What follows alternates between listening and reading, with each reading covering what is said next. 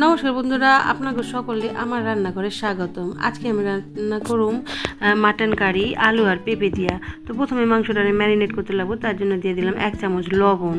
এর মধ্যে দিব আমি 1 চামচ হলদি গুঁড়া, এরপরে দিব আমি 1 চামচ লঙ্কা গুঁড়া, এরপরে দিব 1 চামচ ধনিয়া গুঁড়া, এরপরে 1 চামচ জিরা গুঁড়া, এরপরে দিব আমি এই যে মিট মশলা আছে, এই মিট মশলা 1 চামচ।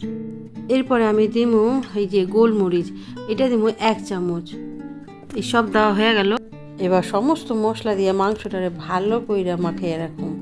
আর ভালো করে মাংসের সঙ্গে যদি এই মশলাগুলো মাখিয়ে রাখা যায়, তো মাংসের রান্নার যে স্বাদটা সেটাই পাল্টায় যায়। তো এইভাবে দেখেন সমস্ত মাংসটা কিন্তু ভালো করে মাখামো।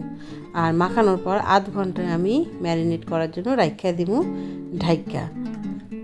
এই দেখেন পুরো ভালো করে মাংসটা তাহলে নুন মশলা চারিদিকে ঢুকবো ভালো করে। আর আধ ঘন্টা রাখা মানে মাংসটা বেশ অনেকটা কিন্তু মশলাগুলো ঢুকে যাবো ভিতরে, তো খাইতেও কিন্তু অনেক স্বাদ হইব। তো এই যে মাখা হয়ে গেছে, এবার তার মধ্যে একটু সরষের তেল দিয়ে দিব। বেশি দিতে লাগবো না, ওই 1 চামচ দিলেই হইব। তো এরকম করে মাখাইয়া কিছুক্ষণের জন্য রাখা দিতে লাগবো, অন্তত আধ ঘন্টা। ভালো করে মাংস যদি ম্যারিনেট হয় তাহলে সেই তরকারির স্বাদই হয় আলাদা। এটারে ঢাইকা রেখে দিই। চলেন এবার কড়াইটারে আমি গরম করতে দিছি, সেইখানে যাই। এই যে খাসির মাংসের জন্য কিন্তু আলুর টুকরাগুলো একটু বড় বড় করে কাটছি। আর এদিকে তেল গরম হয়ে গেছে, সেই তেলে কিন্তু এই আলুর টুকরাগুলো আমি একটু লাল লাল করে ভাজা তুলে রাখুন। কেননা এই লাল লাল করে ভাজলে আলু, তাহলে কিন্তু মাংস যখন আমি কষাবো তখন কিন্তু বেশিক্ষণ করতে লাগবো না। একটু ভাজা থাকলে স্বাদটাও একটু অন্যরকম হয়। তো এর মধ্যে দিমু এবার একটু সামান্য নুন দিমু, আর দিমু সামান্য হলুদ গুঁড়া। এই দিয়ে আলুটা ভাজলে আলুটার রঙও হয় খুব সুন্দর, আর আলুটা বেশ ভিতর দিয়েও নরম হয়ে যায়। তো এবার চলেন মাংসের জন্য মশলাটা রেডি করে নিই। প্রথমে কিছুটা পেঁয়াজ কুচি দিয়ে দিলাম এই মিক্সির জারে, তারপরে এর মধ্যে দিয়ে দিলাম কিছুটা আদা কুচি। আর আদা কিন্তু আপনারা একটু বুঝিয়ে দেবেন, কারণ আদা কিন্তু মশলার সাথে একটু ঝাল ঝাল হয়ে যায়, তো সেই জন্য। তারপরে দিয়ে দিলাম কিছুটা রসুন, এরপর দিই কয়েকটা শুকনো লঙ্কা। শুকনো লঙ্কাটাও একটু বুঝিয়ে দেবেন, কেননা গুঁড়া লঙ্কা কিন্তু আমি ম্যারিনেট করার সময় দিছি। আর দিলাম একটা টমেটো। তো ঝালটা কিন্তু নিজেকে স্বাদ মতন আপনারা দিবেন, আমরা একটু ঝাল ঝাল খাইতে ভালোবাসি। এরপর ওই যে আলু ভাজার যে তেলটা ছিল ওইটার মধ্যে একটু তেজপাতা ফোড়ন দিয়ে দিলাম। তো তেলটা কিন্তু গরমই রয়েছে। এবার এর মধ্যে কিন্তু কিছুটা ওই যে পেঁয়াজ কুচি আমি আলাদা করে রাখছিলাম, সেই পেঁয়াজ কুচিটা দিয়ে দিলাম গরম তেলের মধ্যে। এবার এইটার একটু সামান্য লাল লাল করে ভাজতে লাগবো। তো সবটা দিয়ে নিই, তারপর একটু ভাইজা নিমো। তো এবার এরকম করে একটু লাল লাল করে ভাইজা নিতে লাগবো। তারপরে আমি যেই মশলাটা এখন তৈরি করলাম মিক্সিতে, সেই মশলাটা এখানে দিয়ে দিব। তো আর কিন্তু তেল দিতে লাগবো না, আমি কিন্তু একটু কম তেলেই রান্না করি। তো আলু ভাজার যেই তেলটা ছিল ওইটার মধ্যে কিন্তু এই পেঁয়াজ দিচ্ছি, তারপরে এই মশলাটাও দিয়ে দিলাম। এরপরে কিন্তু আমি কোনো তেলই দেই নাই। আবার এদিকে মাংসটা রয়েছে, মাংসের চর্বি রয়েছে একটু, ধরো তার মধ্যে একটু তেল উঠবো, তো সেই জন্য তেলটা কিন্তু আমি একটু কমই দিই। এরপর দিলাম একটু হলুদ গুঁড়া, আর দিমু একটুখানি লবণ। লবণটা কিন্তু স্বাদ আপনাকেও নিজের নিজের মতন। আমরা কিন্তু খুব বেশি একটা লবণ খাই না, কিন্তু অল্প অল্প করে আমি যদি লাগে তাহলে দিই। তো একবারে দিওনের থেকে অল্প অল্প করে দেওয়া অনেক ভালো। এবার এই যে ম্যারিনেট করে যে মাংস খান ছিল, সেই মাংসটা এই কড়াইয়ের মধ্যে মশলার মধ্যে দিয়ে দিব। এবার এইখানে মশলা আর মাংস মিলা ভালো করে মাখাইতে লাগবো। ভালো করে মাখাইয়া একদম কষাইতে লাগবো। দেখবেন কষাইতে কষাইতে একদম তেল ছেড়ে দিব। তো বেশি তেল কিন্তু দিব না আমি, এই তেলের মধ্যেই হইব। দেখবেন এমনিতেও মাংসর থেকে একটু তেল উঠবো।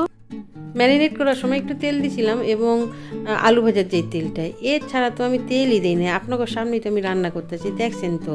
তো কিন্তু তারপরও এই যে তেলটা ওঠে কষানোর পর, দেখলে মনে হইব কি কত না তেল দিছি আমি তরকারিতে। তো মশলাটা বেশ ভালো কষা গেছে। এরপরে আমি যে মশলা ধোয়ার বাটিটা ধুইয়া এর মধ্যে জল দিয়ে দিলাম। ও তার সঙ্গে আমি দিচ্ছি কিছুটা পেঁপেটার কথা কইতে ভুললেই গেলাম। পেঁপেটা দিলাম কেন, মাংস কিন্তু পেঁপে দিলে কিন্তু মাংসটা তাড়াতাড়ি সিদ্ধ হয়ে যায়। এছাড়াও কিন্তু আমি দিই অন্য কারণে।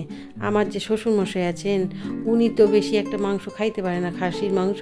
তো এই যে পেঁপে আছে, পেঁপে আলু এইগুলো দিয়ে কিন্তু উনি ভালো খায়। তো এই জন্য পেঁপে আমার মাংসতে দিতেই লাগে। তো এই যে আলু যে ভাজা ছিল সেইটাও আমি কিন্তু এখানে মিশাইয়া দিলাম। পেঁপেটা আগে দিছি, কেননা পেঁপেটা তো আগে ভাজি নেই, ওই জন্য আগে দিছি। আর এখন দিলাম আলুটা। মাংস কিন্তু ভালোই কষা গেছে। এরপর আমি দিয়ে দিব 1 চামচ গরম মশলা। আর এখন যে কি গন্ধ বেড়েছে না, একদম রান্নাঘরটা করতেছে এই মাংসের কষার গন্ধে। কিন্তু কষা এখন খাওয়ানোর লোক নাই, কেননা ছেলে মেয়ে গেছে স্কুলে। ওরা থাকলে তো বাটি লিয়ে চললেই তো আমার এই রান্না করে, মা একটু দাও। এদিকে মাংসটা আমি প্রেশার কুকারে দিমু বললা আগে থাকতে কিন্তু একটু জলটা উষ্ণ গরম করে নিছি। আর এই রান্নায় কিন্তু কখনোই ঠান্ডা জল দিবেন না, তাহলে কিন্তু মাংসের স্বাদটা একটু নষ্ট হয়ে যায়। তো হালকা একটু উষ্ণ গরম জল করে নিলে সেই জলের মধ্যে যদি মাংস সিদ্ধ করতে দেন তাহলে কিন্তু খুব ভালো হয়। তো এই যে কড়াইয়ের থেকে তুইলা আমি প্রেশার কুকারে দিতেছি, একবারে তো পারি না, অনেক ভারী কড়াই ওই জন্য। তো এবার দেখেন সবটা দিয়ে কিন্তু সিটিটা বন্ধ করে দিব। তো আমি একটু সিটি বেশি করে দিই, কেন আমার শ্বশুরমশাই খান তো, ওনার দাঁত আবার সমস্যা আছে ওই জন্য। দেখেন আমি কইছিলাম না অল্প তেল দিলেও দেখেন পরে কীরকম চর্বির একটা তেল ওঠে। এই তেলটা কিন্তু আমি রাখুম না এবং কাউরে খাইতেও দিব না। আমি কিন্তু হাতা দিয়া এই যে উপর দিয়ে যে তেলটা আছে ওইটা আমি কিন্তু ফেলাইয়া দিব। বেশি তেল খাওয়া কিন্তু শরীরের পক্ষে ভালো না, ওই জন্যই কিন্তু আমি ফেলাইয়া দিব। তো দেখেন হাতা দিয়ে তুলে আমি অনেকটা তেল উপরে যে ভাইসা ছিল ওইটা ফেলাইয়া দিচ্ছি, তারপরে এই অবস্থা। তো এইবার আমার মাংসটা কিন্তু একদম রেডি হয়ে গেছে। তো এবার খাওয়ার পালা। তো আমি তো এখন খামু না, আগে সবাই খাইতে দিব তারপরেই আমি খামু। তো আপনাকে এই রেসিপিটা কেমন লাগলো আমারে কিন্তু কমেন্ট করে জানেন। আর যারা আমার ভিডিও প্রথম দেখতেছেন তারা কিন্তু প্লিজ আমার চ্যানেলটাকে সাবস্ক্রাইব করে নিন। আর সাবস্ক্রাইব বাটনের নিচে যে বেল আইকনটা আছে ওইটারও টিপা দিন, কেননা ওইটা টিপা দিলে আমার যে ভিডিওগুলো আসবে সেগুলোর নোটিফিকেশন আগে আপনি পাবেন। তাহলে আবার দেখাবো নতুন কোনো ভিডিওতে, ততক্ষণের জন্য টাটা।